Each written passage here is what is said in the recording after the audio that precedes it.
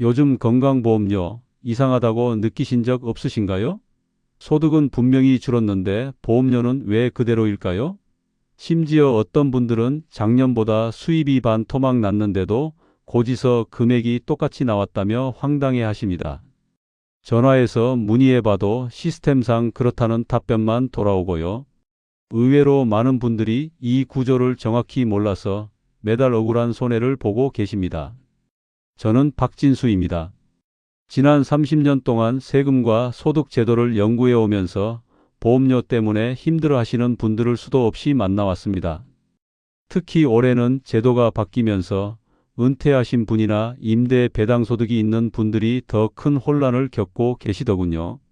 상담하러 오시는 분들 중에는 이미 몇 달째 과다 납부를 하고 계신 경우도 많았어요. 한 달에 몇만 원씩이라도 몇 개월 모이면 적지 않은 금액이 되는데 말이죠. 그런데 정말 다행인 건 지금이라도 신청만 하면 보험료를 낮출 수 있는 제도가 분명히 있다는 겁니다. 문제는 홍보가 잘 안 되고 안내가 부족해서 아는 분들만 혜택을 받고 계신 상황이라는 거예요. 그래서 이렇게 꼭 알려드리고 싶었습니다. 정부에서 만들어 놓은 좋은 제도를 모르고 지나치시면 너무 억울하잖아요. 실제로 제가 만난 분들 중 상당수가 이 제도를 전혀 몰랐고 알려드린 후 바로 신청해서 매달 수십만 원씩 절감하신 경우도 있었습니다. 영상 끝까지 보시면 불합리한 구조를 어떻게 바꿀 수 있는지 구체적인 방법까지 차근차근 안내해 드릴게요. 혹시 비슷한 일 겪으셨거나 궁금한 점 있으시면 댓글로 함께 이야기 나눠주세요. 저에게는 72세 김영자님이라는 사례가 생생하게 떠올라요. 김영자님은 은퇴 후 소형 임대 사업을 하셨는데 작년에는 배당과 임대소득을 합쳐서 연간 3천만 원 정도 수입이 있었습니다. 그런데 올해 들어 경기가 안 좋아지면서 공실이 생기고 배당도 크게 줄어들어서 매출이 확 떨어졌습니다. 실제로 올해는 작년 수입의 절반도 안 되는 상황이었어요. 김영자님은 생활비 걱정도 되고 앞으로 어떻게 해야 하나 고민이 많으셨죠. 그럼에도 불구하고 11월이 돼서 고지서를 받아보니 보험료가 전혀 줄지 않았습니다. 김영자님은 처음엔 공단에서 실수한 줄 알고 전화를 하셨대요. 그런데 알고 보니 실수가 아니라 이 제도 자체가 실제 수입 감소를 바로 반영하지 못하는 구조였다는 겁니다. 작년 수입을 기준으로 올해 보험료가 나오는 시스템이니까요. 담당자 말로는 내년 11월이 돼야 올해 소득이 반영된다고 하더래요. 김영자님은 왜 내 수입은 이렇게 줄었는데 보험료는 그대로냐면서 정말 답답해 하셨습니다. 매달 나가는 보험료가 부담스러운데 줄일 방법이 없다고 생각하셨던 거죠. 다행히 제 도움으로 소득정산 제도라는 게 있다는 걸 알게 되셨고 필요한 서류를 준비해서 바로 신청하셨습니다. 그랬더니 다음 달부터 보험료가 현실적인 수준으로 내려갔어요. 김영자님은 진작 알았으면 지난 몇 달치 보험료를 아낄 수 있었을 텐데 하시면서 정말 아쉬워하셨습니다. 이 사례 하나가 여러분의 보험료를 줄이는 결정적인 열쇠가 될 수 있습니다. 절대 놓치지 마세요. 혹시 아직 구독과 좋아요를 누르지 않으셨다면 지금 바로 눌러주세요.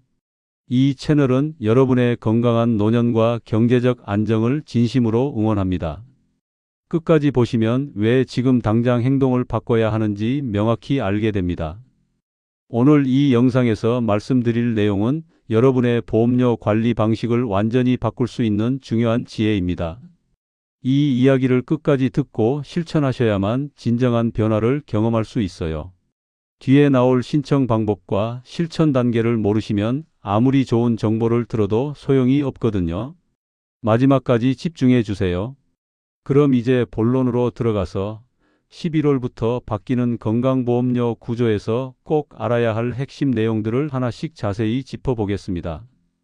가장 먼저 말씀드릴 게 지역가입자의 보험료 산정 기준이 과거 기준이라는 점입니다. 이게 정말 중요한데요.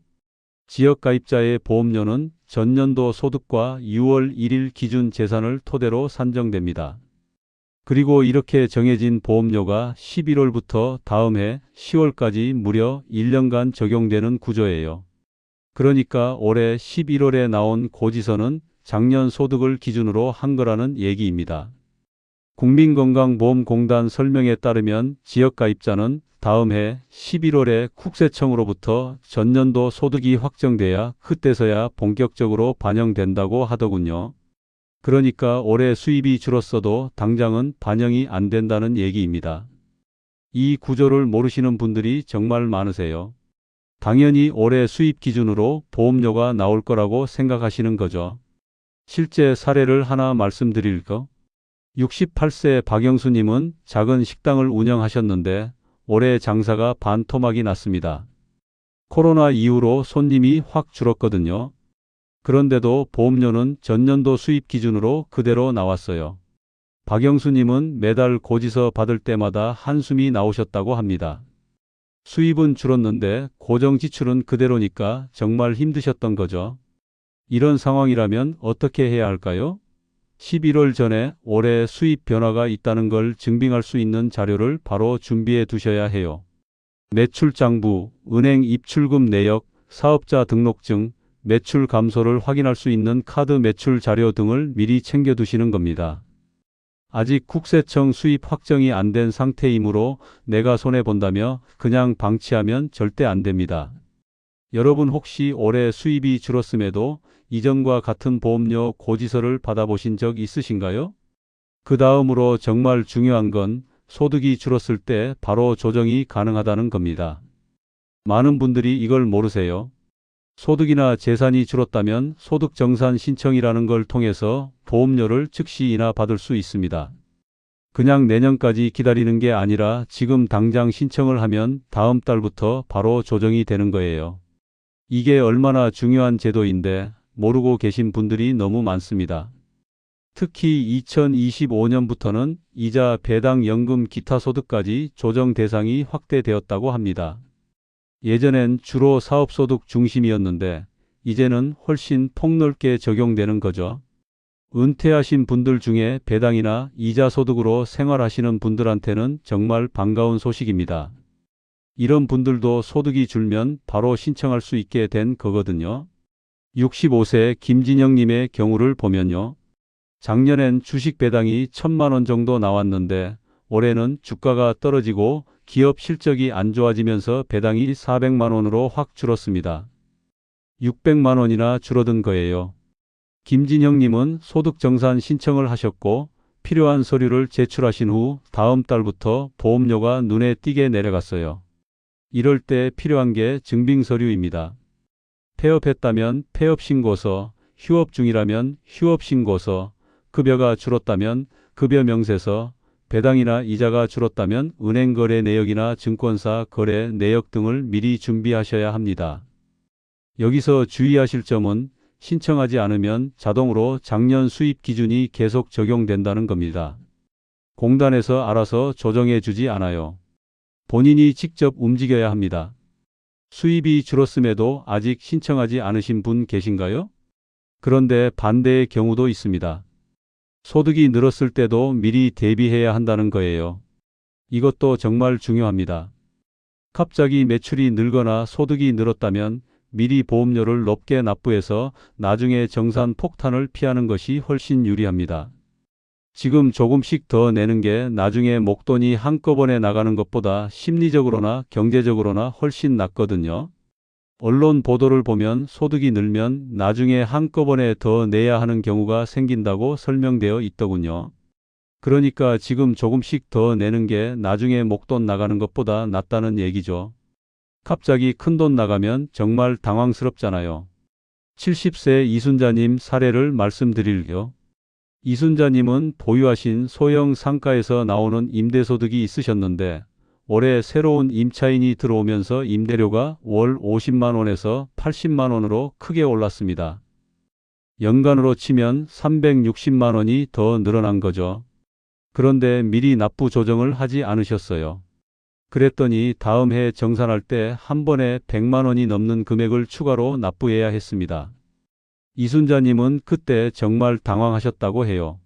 수입 증가를 실감하셨다면 공단에 미리 상담해서 월 납부 금액을 조정하시는 게 좋습니다. 지금 괜찮겠지 하고 미루면 나중에 부담이 훨씬 더 커집니다. 최근에 수입이 늘어난 분, 보험료 대비해서 미리 계획 세워 놓으셨나요? 네 번째로 꼭 짚어볼 건 가족 단위 합산 구조입니다. 이것도 많은 분들이 놓치시는 부분이에요. 지역 가입자의 보험료는 본인만이 아니라 세대 전체의 소득과 재산을 기준으로 산정됩니다. 그래서 본인은 소득이 전혀 없더라도 통합 산정 대상이 될 수 있어요. 가족 중 누군가 소득이 있으면 세대 전체가 영향을 받는 구조인 거죠. 보도 자료를 보면 배우자 명의의 임대소득도 세대 전체 보험료에 반영된다고 명확하게 설명되어 있습니다. 부부가 함께 사시면 두 분의 소득과 재산이 합쳐져서 계산되는 거죠. 그러니까 네 명이가 아니라고 해서 관계없는 게 아니라는 겁니다. 69세 최미경님 사례를 보면요. 최미경님은 평생 전업주부셨고 본인 명의 수입이 전혀 없으셨습니다. 그런데 배우자 명의로 된 소형 상가에서 월 70만 원 정도 임대소득이 나오고 있었어요. 그래서 최미경님 명의로도 보험료가 나왔습니다. 처음엔 이해가 안 되셨지만 세대 단위로 합산되는 구조라는 걸 아시고 납득하셨죠. 이럴 때는 가족 명의로 된 재산이나 임대소득 여부를 꼼꼼히 확인하시고 필요하다면 조정 신청을 하셔야 합니다. 내가 수입 없으니 괜찮겠지라는 생각이 가장 위험합니다. 실제로는 가족 전체가 하나의 단위로 묶여 있거든요. 가정 내 다른 명의 소득이나 재산까지 한번 확인해 보신 적 있으신가요? 마지막으로 신청 방법을 반드시 숙지하셔야 합니다. 아무리 좋은 제도가 있어도 신청을 못하면 소용이 없잖아요. 신청은 지사에 직접 방문하셔도 되고 우편으로 보내셔도 되고 팩스로 보내셔도 됩니다. 그리고 최근엔 온라인 신청 여건이 크게 개선되어서 집에서도 편하게 할 수 있어요. 공식 홈페이지에 들어가 보시면 소득정산 신청이라는 메뉴가 따로 마련되어 있습니다. 올해부터는 온라인 방식이 더 확대되었다고 하니까 컴퓨터나 스마트폰 다루실 줄 아시는 분들은 온라인으로 하시는 게 훨씬 편할 거예요. 굳이 지사까지 찾아가실 필요가 없는 거죠. 73세 윤철수님은 온라인으로 신청하셨는데 생각보다 간단하더라고 하시더군요. 자녀분한테 도움받아서 하셨는데 30분도 안 걸렸대요. 신청하신 다음 달부터 보험료가 안정화됐습니다. 방법은 이렇습니다. 건강보험공단 홈페이지에 접속하셔서 소득정산 신청 메뉴를 찾으세요. 그리고 준비해 두신 증빙서류를 스캔하거나 사진 찍어서 첨부하시면 됩니다. 여기서 주의하실 점은 신청이 늦어지면 다음 해 11월까지 기다려야 적용된다는 겁니다. 그러니까 지금 바로 하시는 게 정말 중요해요. 한 달만 늦어져도 그만큼 손해를 보는 거거든요. 온라인 신청 한번 해보신 적 있으신가요? 이렇게 5가지 핵심 항목을 통해 왜 지금 바로 준비해야 하는지 자세히 설명드렸습니다. 이제 다음 장에서 더욱 구체적인 생활 속 실천법으로 이어가겠습니다. 보험료 조정을 위해 지금 당장 실천할 수 있는 생활 속 체크 포인트를 정리해 드릴게요. 각 항목마다 실천 방법과 주의사항을 구체적으로 담았으니 끝까지 집중해서 들어주세요. 우선 올해 수입 변화를 정확하게 체크하는 게 첫 번째입니다. 올해 1월부터 지금까지 수입이나 매출의 변화가 있었는지 노트에 한번 정리해 보세요. 월별로 얼마씩 들어왔는지, 작년 같은 시기와 비교해서 얼마나 차이가 나는지 적어 보시는 겁니다. 작년과 비슷하다는 막연한 생각으로 넘기시면 위험합니다. 실제로 계산해 보면 생각보다 차이가 크게 나는 경우가 많거든요. 특히 월별로 등락이 있는 경우엔 평균을 내봐야 정확한 감소폭을 알 수 있어요. 지금 당장 노트 꺼내서 기록해 보실까요? 두 번째는 가족명의 재산이나 소득을 꼼꼼히 확인하는 겁니다. 배우자나 자녀 명의로 된 임대소득, 이자소득, 배당소득 등이 있는지 가족이 함께 점검하셔야 해요. 특히 부부가 재산을 나눠서 가지고 계신 경우가 많은데 이런 경우 두 분의 소득이 합쳐져서 보험료가 나온다는 걸 꼭 기억하셔야 합니다. 내가 직접 관리를 안 해서 몰랐어요 라는 말은 나중에 책임을 면하는 이유가 되지 않습니다. 가족끼리 솔직하게 대화 나누면서 현황을 파악하는 게 중요해요. 가족 중에 이런 소득이 있는지 한번 대화 나눠보셨나요? 세 번째로 증빙 서류를 미리 준비하는 게 정말 중요합니다. 나중에 급하게 찾으려고 하면 시간도 오래 걸리고 스트레스도 받거든요. 폐업신고서, 휴업신고서, 급여명세서, 은행거래 내역, 임대차 계약서, 배당증명서 등 필요한 서류들을 미리 스캔하거나 복사해서 한 곳에 보관해 두세요. 요즘은 스마트폰으로 사진 찍어서 클라우드에 저장해 두시는 분들도 많으시더라고요. 증빙이 없으면 아무리 신청해도 인정받기 어렵습니다. 서류가 오래됐거나 분실됐다면 재발급 받으시는 것도 고려하세요. 지금 서류들 어디에 보관하고 계신지 확인해 보셨나요? 네 번째는 온라인 신청 방법을 미리 익혀 두시라는 겁니다. 건강보험공단 홈페이지에 접속해서 소득정산 신청 메뉴가 어디 있는지 한번 둘러보세요. 실제로 신청하지 않더라도 어떤 식으로 하는 건지 미리 알아두시면 나중에 훨씬 수월합니다. 로그인 비밀번호나 공인인증서 같은 것도 미리 준비해 두셔야 해요. 이런 게 없으면 아무리 급해도 바로 신청을 못 하거든요. 자녀분들한테 도움 요청하시는 것도 좋은 방법입니다. 이번 주에 한번 접속해 보실까요? 다섯 번째는 수입이 늘었다면 미리 납부 계획을 세우는 겁니다. 올해 예상 수입 증가액을 대략 계산해 보시고 월 납부액을 상향 조정할 수 있는지 공단에 상담해 보세요. 지금 조금씩 더 내면 나중에 목돈 나갈 일이 없어집니다. 내년에 정산되겠지 하고 미루면 갑작스럽게 큰 부담이 옵니다. 수입 변화에 대비한 계획 한번 세워보셨나요? 마지막으로 강조하고 싶은 건 이 모든 실천이 내일 바로 시작해도 전혀 늦지 않다는 겁니다. 오늘 영상 보시고 하나씩 실천해 보세요. 구독과 좋아요로 이 영상이 더 많은 분들께 닿을 수 있도록 응원해 주시고 이제 마무리로 넘어가겠습니다.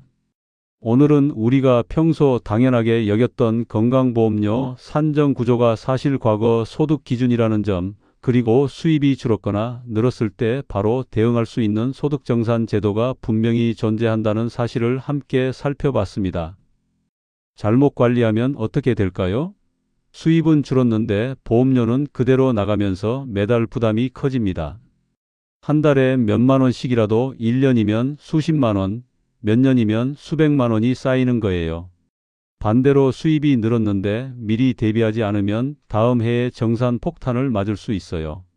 갑자기 100만 원 넘는 돈이 나가면 정말 당황스럽잖아요. 하지만 제대로 신고하고 조정만 잘해도 부담이 크게 달라질 수 있습니다. 적절한 시기에 신청해서 보험료를 현실화하면 경제적으로 훨씬 안정적으로 생활하실 수 있거든요. 절약한 돈으로 건강관리도 하시고 취미생활도 즐기시고 손주들한테 용돈도 주실 수 있는 거죠. 오늘 당장 실행할 수 있는 제안 하나 드릴게요. 바로 올해 수입 변화를 노트에 기록하고 증빙 서류를 정리해 놓는 겁니다. 노트 한 장이면 충분합니다. 월별로 수입이 어떻게 변했는지, 작년과 비교해서 얼마나 차이 나는지 간단하게 적어보세요. 그리고 필요한 서류들을 한 곳에 모아두세요. 파일 하나 만들어서 보관하시면 됩니다. 나중에 정산 신청할 때 이 기록이 얼마나 큰 힘이 되는지 직접 느끼실 겁니다. 다음 영상에서는 임대소득이 있는 시니어 분들이 꼭 알아야 할 보험료 절감 전략이라는 주제로 더 구체적인 내용을 가지고 찾아뵙겠습니다.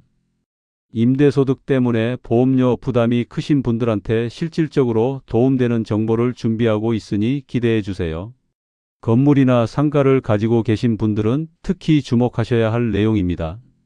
오늘 영상이 도움되셨다면 구독과 좋아요 꼭 눌러주시고요. 여러분은 보험료 관리 어떻게 하고 계신가요? 혹시 억울하게 많이 낸 경험이 있으시거나 반대로 조정 신청해서 절감하신 경험이 있으시면 댓글로 꼭 공유해 주세요. 여러분의 경험이 다른 분들한테도 큰 도움이 됩니다. 함께 나누고 함께 배워가요.